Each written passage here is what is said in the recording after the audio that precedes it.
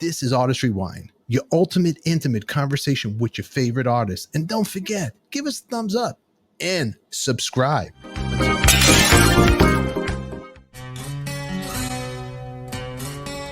Ask you, Ballad of Jayne, smash hit for you guys, broke yes. Who was Jayne? I never knew who was it? No, there was no Jayne. There was no Jayne. No right? Jayne, and you know I get this question a lot. I know it's generic. You have to throw one out. Was it Jay Mansfield? You know, was it is it about your mom? Is it about Tracy's mom? No, it's not. I mean, I'll be honest. It was just an exercise in songwriting. We wrote it in a kitchen. There was three of us, Kelly, Mick, and I, and we were just acoustic guitars. We had this thing. The song, the music had pretty much been put together, but I tried various different sets of lyrics, and it was my lyrics for it were very spacious. They were sparse, and they just, the guys just wanted to like sit down, get together in a kitchen, bang out the song, and see what we could do. So it's like once it started to take shape, it was good. And then the chorus, I remember it really clearly. So we're sitting around, and we've got the first part. It all seems funny, kind of like a dream. And then it's just like, okay, things ain't always what they say. Yeah, that makes sense. Things ain't what they say. And then we go, what a shame. And it was a shame. And it was a cliffhanger, Stefan. We were sitting there for 15 minutes. What's a shame?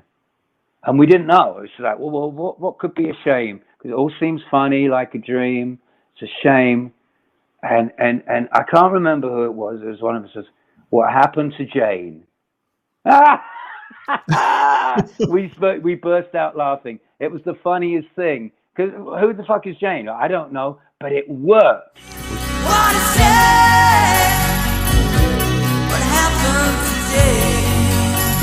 today? Perfect. Damn it. It worked, and I swear that's how it came. And from that point, once we had that chorus and once we had that final line of it, and that was a cliffhanger. It was excruciating. We were, what a shame. It makes me insane. I'm going down the drain. There was so many things. It was agony. And then all of a sudden, ching. It's perfect. I mean, yeah. It's such a timeless song. It's got a Stones vibe to it. It's a kind of a country crossover, rock country song. I've got to be honest, Tracy didn't like it. There was for a while, because that was not part of his vision for the band. He was all like the No Mercy, Electric Gypsy, and he's like, no, this isn't us. We're not a power ballad band. And he had some good points. Yeah. But he was outvoted, and fortunately for us, and certainly fortunately for him as well, for all of us, it was a good decision, and it changed everything.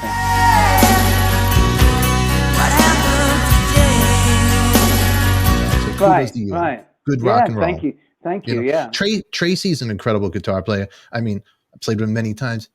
Very influenced by Michael Schenker, but he's the guy who does it all. He was be loud, let's do this. But I get it. Where that time he's like, okay, the heaviest stuff. Yeah, I get it. No, he had a good point, and I struggled with it for about 5 seconds, and then it was just at that time we were managed by David Kovac, and that we were under such pressure from the label to give him a hit, and it was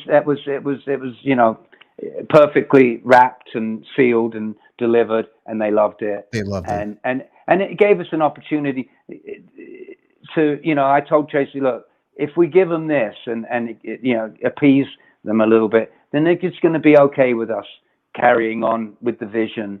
It'll just be, we'll be like Cheap Trick and the Flame. They can't stand that either. But it puts them on the map, and it'll change, which it did, and it was a good call. What happened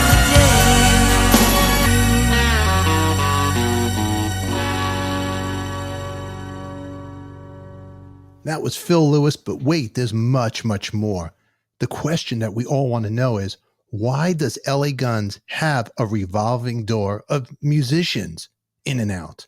And wait till you hear Phil's answer. Coming up next, just click right there for your ultimate intimate conversation with your favorite artist.